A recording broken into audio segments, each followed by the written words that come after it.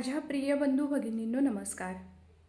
20 April 2026चं शेतरस्त्याबाबतचं नवीन GR आलेलं आहे.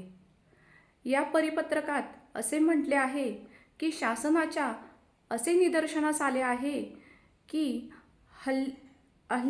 अलीकडे कलम 143 खाली ज्यावेळेस योग्य आणि वाजवी रस्ता उपलब्ध होण्याची मागणी केली जाते त्यावेळेस असे निदर्शनास आले आहे की काही वेळेला शेतकरी हे पूर्वीच योग्य पद्धतीचा रस्ता उपलब्ध असताना सुद्धा आणखीन नवीन रस्त्याची मागणी करत आहेत.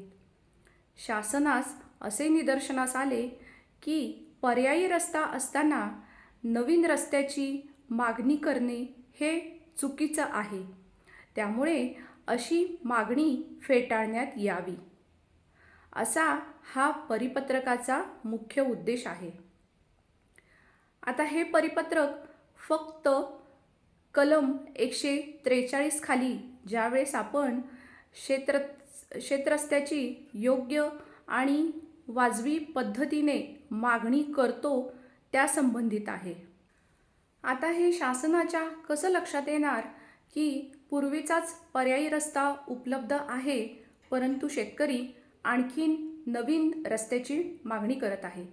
तर हे माननीय तहसीलदार साहेब ज्यावेळेस स्पॉट व्हिजिट म्हणजेच स्थळ पाहणी करतील त्यावेळेस तहसीलदार साहेब यांच्या असं लक्षात आलं की सदर शेतकऱ्यास पूर्वीच वाजवी आणि योग्य पद्धतीचा रस्ता उपलब्ध आहे. त्यामुळे आणखीन नवीन शेतरस्त्याची मागणी शेतकरी करू शकत नाही. आणि महत्त्वाचा म्हणजे तिसरा मुद्दा, शासनाने दिलेल्या परिपत्रकानुसार जर संबंधित अधिकाऱ्यांनी त्याची अंमलबजावणी केली नाही तर संबंधित अधिकारी यांच्यावरच शिस्तभंगाची कारवाई करण्यात यावी असे या परिपत्रकात नमूद केले आहे.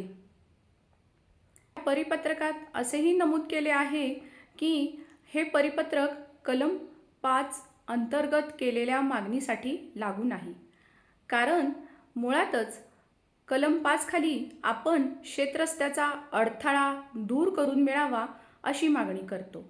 त्यामुळे कलम 5 अंतर्गत ज्यावेळेस आपण शेतरस्त्यातील अडथळा दूर करून व्हावा अशी मागणी करतो त्यावेळेस हे परिपत्रक लागू होत नाही. आता सरळ साध्या सोप्या भाषेत सांगायचं म्हणजे एका गोष्टीच्या स्वरूपात सांगते. एक शेतकरी असतो, त्याला पर्यायी आणि वाजवी असा शेतरस्ता हवा असतो. पर्यायी आणि वाजवी म्हणजे कसा की त्याचं यांत्रिकीकरण किंवा त्याच्या माल वाहतुकीला येण्या जाण्यासाठी, चारचाकी जाण्या येण्यासाठी अशा प्रकारे त्याला अरुंद असा पर्यायी आणि वाजवी रस्ता हवा असतो. त्यासाठी तो वकिलांकडे जातो किंवा तो स्वतःहून कलम 143 अंतर्गत तहसीलदार यांच्याकडे अर्ज करतो. त्या पद्धतीने अर्ज दाखल झाल्यानंतर संबंधित जे सहहिस्सेदार आहेत, ज्यांची नावं सातबारावर आहेत आणि ज्यांच्या शेतामधून आपला शेतकरी रस्ता मागत आहे त्यांना नोटिसा निघतात. ते संबंधित शेतकरी, आपला शेतकरी ज्याने अर्ज केला तो यांचं म्हणणं तहसीलदार साहेब तारखे दिवशी ऐकून घेतात.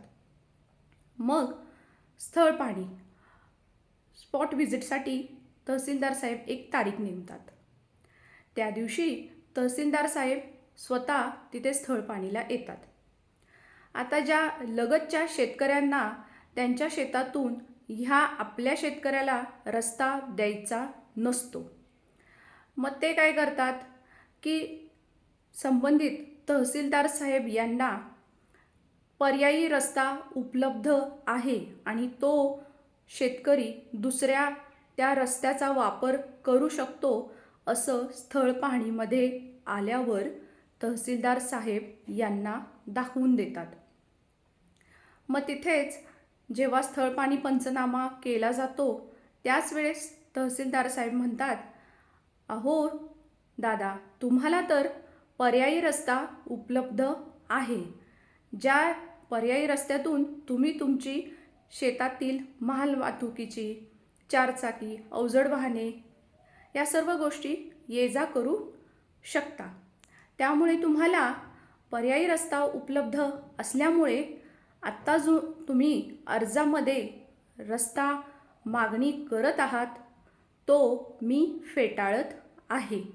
कलम 143 अंतर्गत होणारा दुरुपयोग टाळण्यासाठी हे परिपत्रक अतिशय चांगले आणि स्वागतार्ह आहे.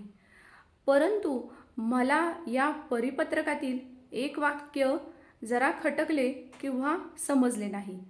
त्यामुळे प्लीज तुम्ही मला त्याचा सविस्तर अर्थ कमेंट करून नक्की सांगा. ते वाक्य म्हणजे मी वाचूनच दाखवते.